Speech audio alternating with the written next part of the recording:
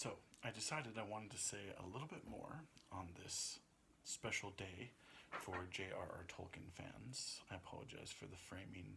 I'm just sitting in my living room and not wanting to prep anything. I was going to do a longer video with some of my Tolkien editions and things like that and put it on YouTube, but so many crazy things have been going on the last few days that I'm just run ragged. And I only have a few more minutes before the 22nd of September ends. So I just want to say, like I said on my post, read Tolkien, read Tolkien. And there's a couple of reasons. First, and this may not be obvious to everybody, but there is no author or book series that I know of in contemporary fiction that is treated better by publishers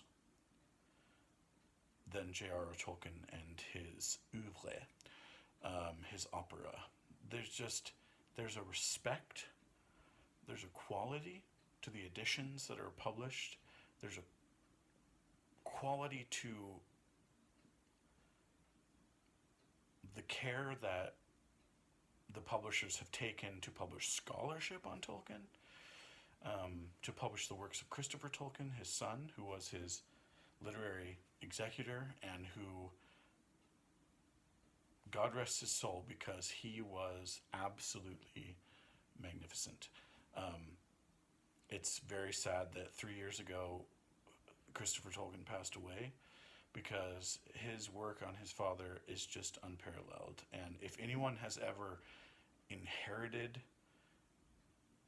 a name that gave them fame and then worked hard with what they were given, it was Chris Tolkien. He deserves all of the recognition that he got, because if you read the Silmarillion, if you read the History of Middle-earth series, the detail is just fabulous. And some of the other newer books that he published just very soon before his death. But this isn't supposed to be about Chris Tolkien, as wonderful as he is. It's supposed to be about John Ronald Reuel Tolkien. Not a writer by trade, a philologist by trade, a great scholar, an Oxford Don, Merton Professor of English at Oxford University. Not as prolific a writer as his great and close friend C.S. Lewis, but I think that's because Lewis's work, though prolific and excellent, was done at an incredibly quick pace. Lewis would just write so fast, and most of Lewis's work could stand some editing, whereas Tolkien labored over his fiction. The Lord of the Rings took an incredibly long time to compose. He started it right after The Hobbit was published on September 21st, 1937, and he later made Bilbo and Frodo's birthdays September 22nd. Right after it was published, the Unwins, who published The Hobbit, wanted more because it was very successful. And so he started, but didn't get done until the mid-1950s.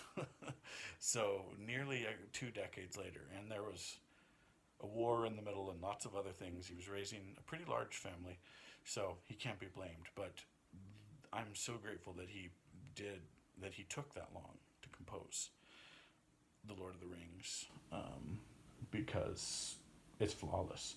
Right now, normally on September 22nd, I start a yearly reading of The Lord of the Rings. I'm not doing that this year because I'm in the middle of the History of Middle-earth series. And I'm in book 1 right now. Well, no, it's book 6, actually.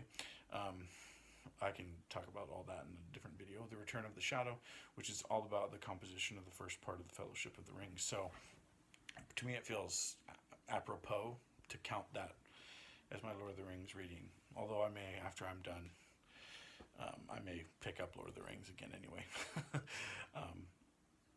Because recently, well, it's been a while now, but I have Tolkien's illustrated edition now, which you can actually see on top of my bookshelf if you look closely at this video, which I've already looked at extensively but would like to read from that copy again. So why is it that people are so attracted to J.R.R. Tolkien? And I don't know all the answers to that, but I know a few. And as a philologist, he earned the ability to create worlds.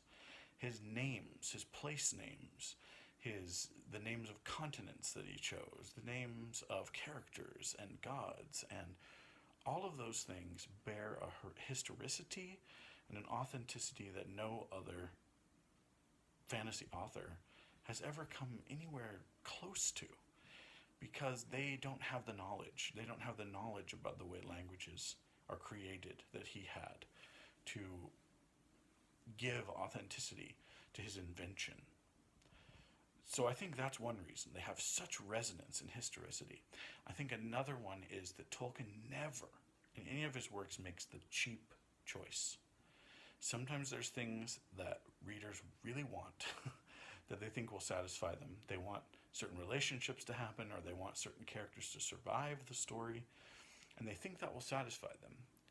But then it happens and they walk away feeling unsatisfied. Tolkien absolutely does not do that.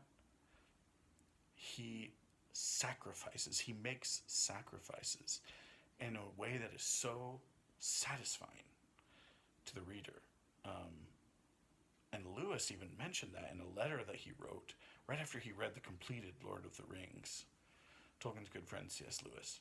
And he said, basically in the letter, you have the opposite problem of most authors. Most authors don't even come near to making the catastrophe, the resolution, the denouement of their story anywhere near hard enough or satisfying enough or complex enough. And he says that the eucatastrophe, that's EU catastrophe, Greek roots, the good catastrophe, right, that brings about the death of Sauron, the defeat of evil.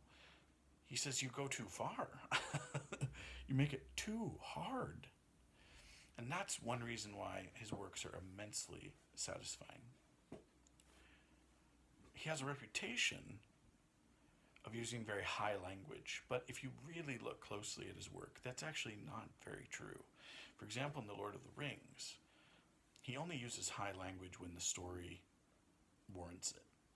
Usually things are fairly simple. And I could cite so many examples in the books, but when he gets to an occasion that's really important, like for example in the Chamber of Masripool, when they realize that Balin is dead, and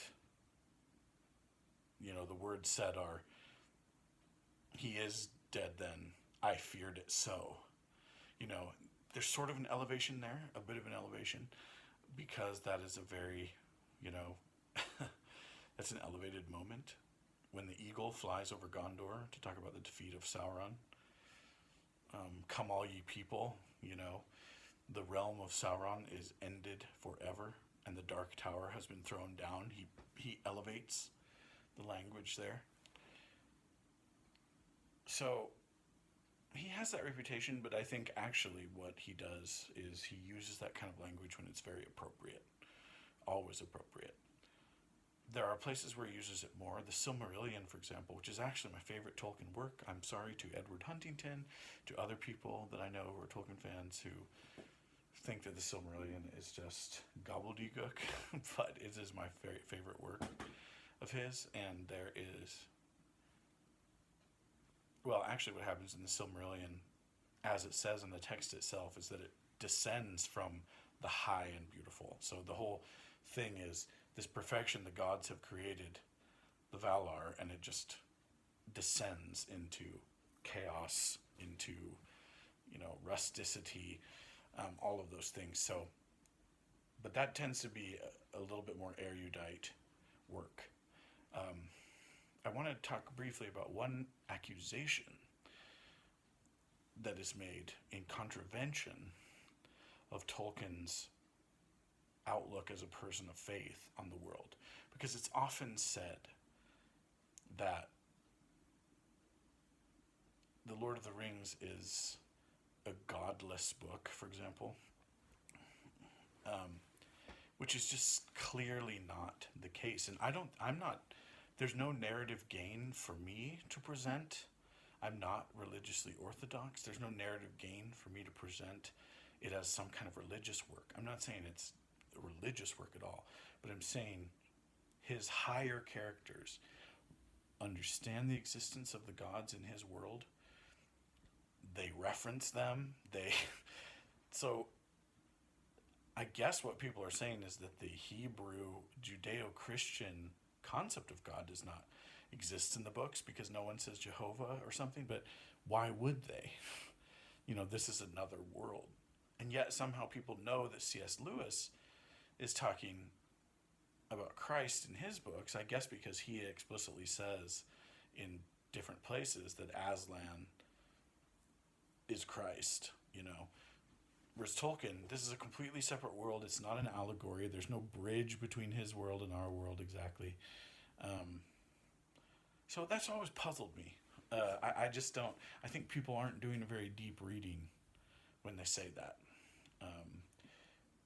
Every time the elves say A Elbereth Giltoniel, they're referencing the queen of the world, Varda, who's a goddess, and that song is a prayer.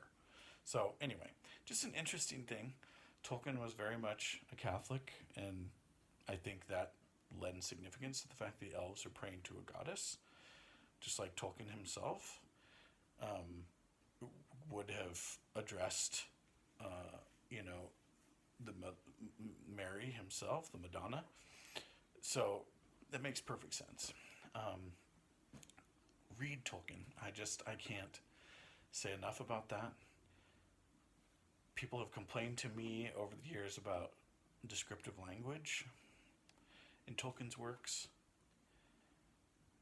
I think you just need to get off your screen for a while, if that's a problem for you, and let your senses reset. Because in our world of television and internet and quick media, it's like instead of eating food and digesting it, we're all used to just being fed intravenously. It just goes into the blood instantaneously, and you can't read that way. Not just Tolkien, but you're missing so much if you worry about reading that way. So let yourself not consume that kind of media for a while.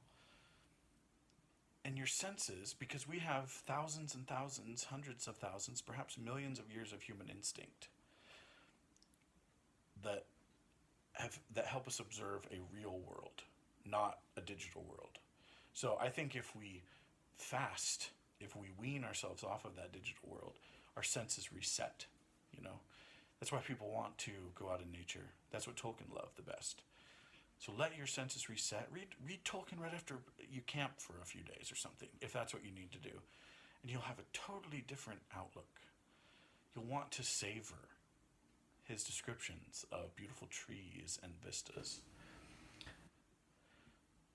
So it takes time, but I'm just here as a fan. I'm just here to encourage people who haven't to take the chance. And September 22nd, or the next few days, is a perfect time. They are rich with Tolkien lore. They are the birthday of Bilbo Baggins and Frodo Baggins. They are the day, well, not exactly, but pretty much when the action starts in The Lord of the Rings. Every year I start The Lord of the Rings on September 22nd. I start The Hobbit on April 26th or 7th, because those are the days when the Hobbit narrative begins. In a hole in the ground there lived a hobbit. That's describing Bilbo on a day when Gandalf comes to see him, when he's out blowing smoke rings on his front porch. That's in April. So, and I read the Silmarillion at different times of year, but I read it every year. So, and there's so much else besides those three works too.